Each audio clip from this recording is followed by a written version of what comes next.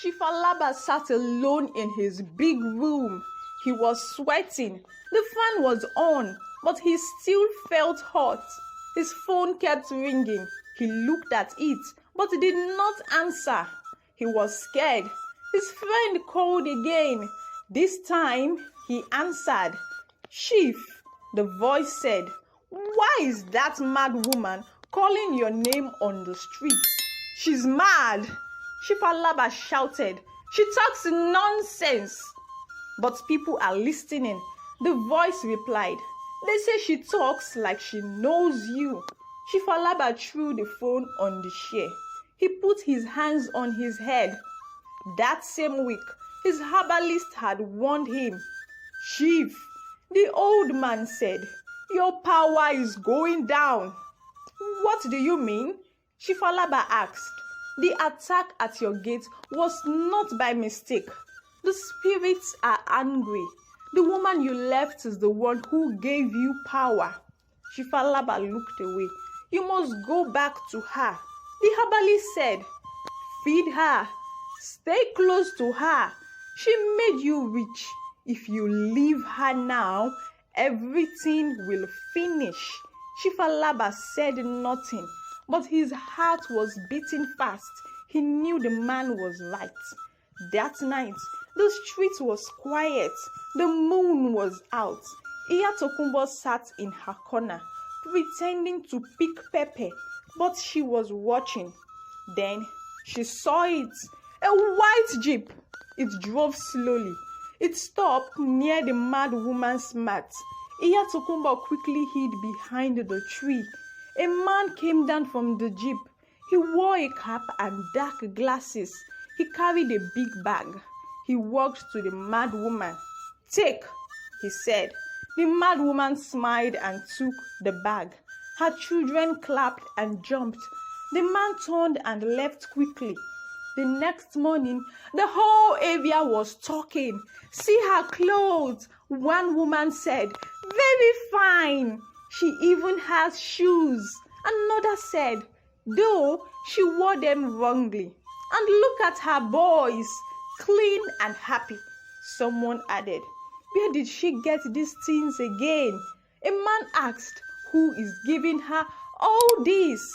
Iya Tokunbo said nothing, but deep inside, she knew something was not right.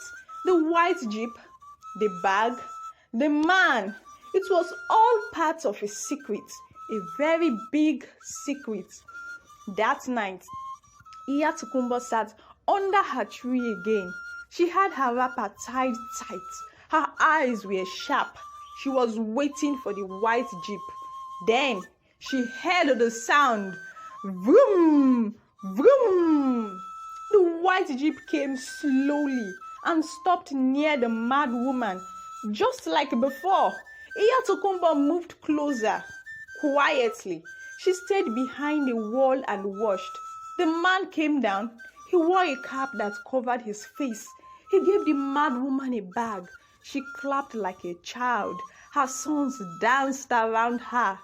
Then the man helped her sit well. He bent to adjust her wrapper. At that moment, the street light flashed on his face.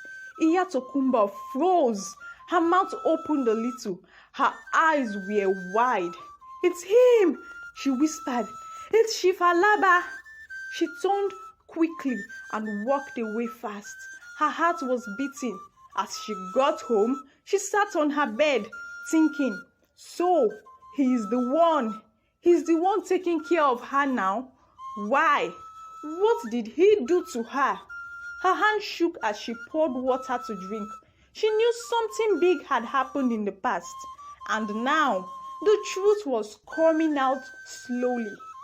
Far away, Chief Alaba sat in front of the herbalist again. The room was dark. A small clay pot was in the middle. Fire was burning inside it. Smoke went up slowly. The herbalist looked into the fire. He didn't speak for a while. Then he said, "You are losing power." Chief Alaba looked up. "What do you mean?" "You are afraid of the people, but you forgot the woman who gave you your name. the woman who helped you rise, the one you used and threw away. Shifalaba's eyes went down. You gave her something to drink. The herbalist said. It took her mind.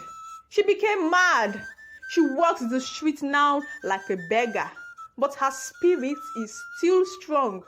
That's why your power stayed all these years. The fire made a loud sound. The herbalist pointed at it. The gods are angry now. They gave you signs. That attack at your gate was one, but you don't listen. Shifalaba spoke quietly. What should I do? The herbalist looked at him. Serious. Go to her. Feed her. Sleep beside her if she wants. Give her what she asks for. You must respect her. She holds the key. Shifalaba nodded slowly. He felt cold inside. His past was calling him, and it was not done with him yet. At that time, like a flash, he remembered everything. A long time ago, her name was Morenike. She was not mad then. She was young. She was smart. She was very beautiful. She came from Ibadan to Lagos to find work. Life was hard, but she didn't give up. One day, she met a man. His name was Alaba. He was not rich. He was just a dreamer. I want to be big one day, Alaba told her. Morenike smiled and said, I will help you. I believe in you. They stayed together. She gave him money when he had none. She cooked for him. She cleaned for him. She prayed for him. As time went on, Alaba started meeting rich men. They told him he could be powerful, but you must give something. One man said, something important. Another said. Alaba thought about it, and then he made a choice. He gave her. He took Morenike to a herbalist. They told her it was just a love drink. Drink this, Alaba said, smiling. It will make us strong forever. She drank it. After that, Morenike changed.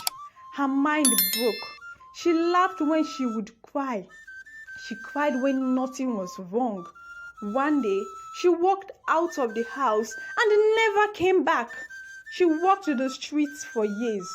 People called her mad woman, but they didn't know her spirit was strong. The gods still stood by her. Alaba became rich. He became powerful, but the truth never left. Shifalaba sat in the back of his black car. It was parked on a quiet street. He looked through the window. He saw her, Morenike, the mad woman. She sat on the floor with her boys. Her wrapper was loose. Her hair was rough, but her face still carried something special. Alaba said nothing. His eyes were wet. His two guards stood outside the car, whispering. Do you know she used to be his wife? One guard asked. Wife? That mad woman? The other replied. Yes, long ago, before he became rich, something happened. They say he did her bad. Shifalaba heard them. He closed his eyes. In his mind, he saw her face again.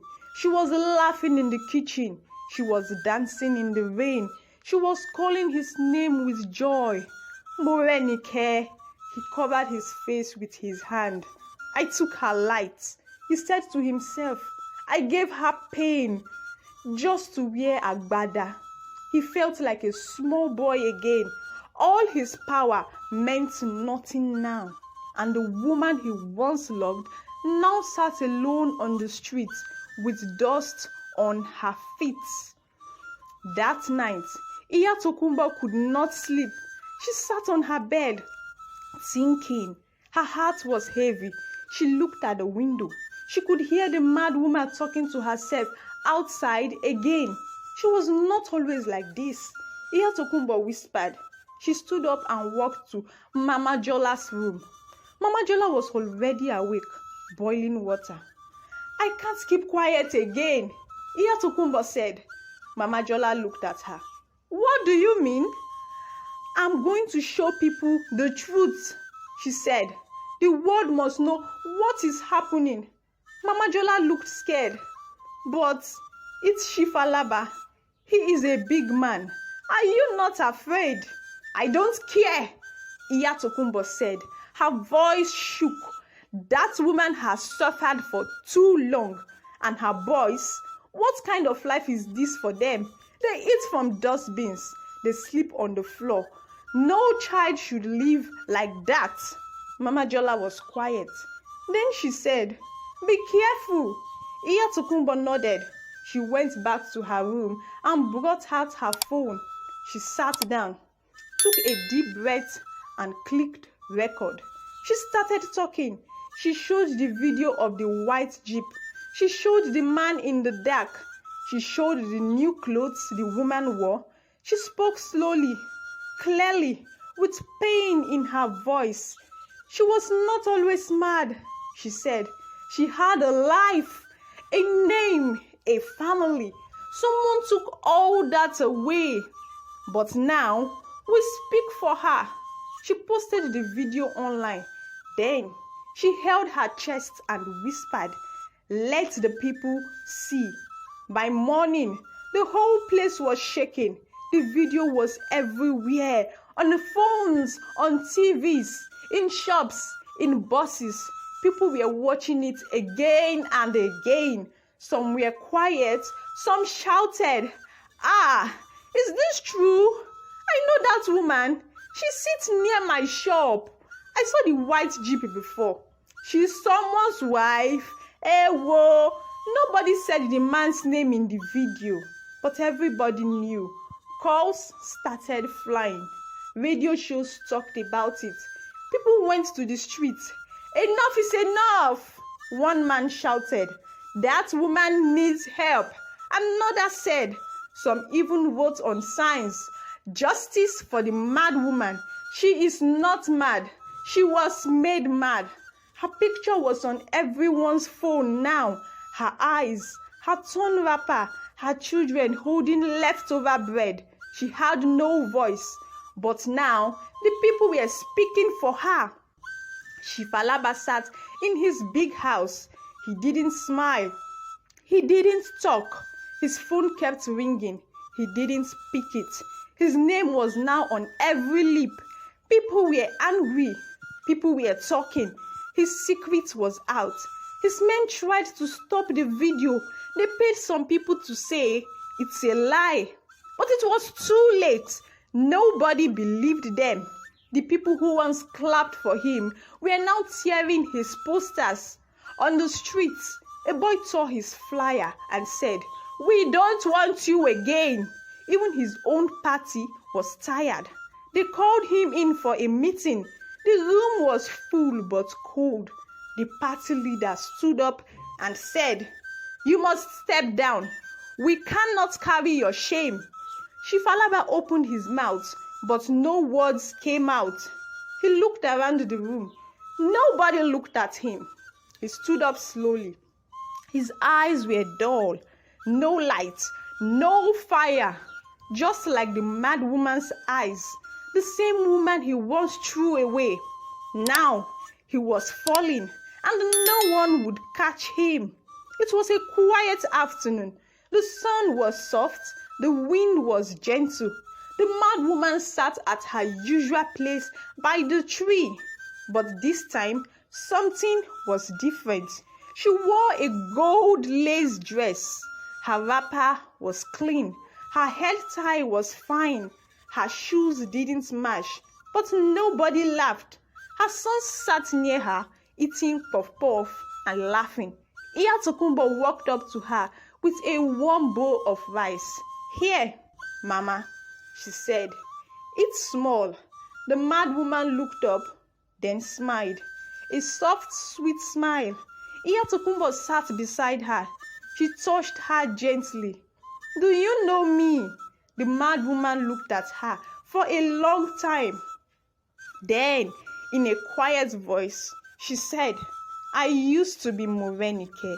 Iyatokunbo's eyes filled with tears, but just as fast as it came, the light in Morenike's eyes went away again.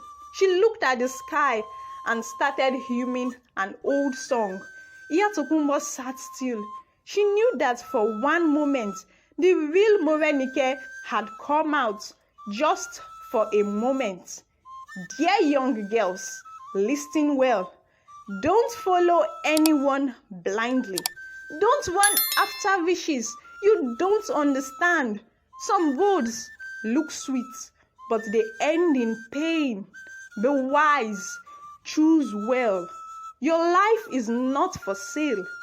Don't forget to like, share, and follow for more real stories that touch the heart.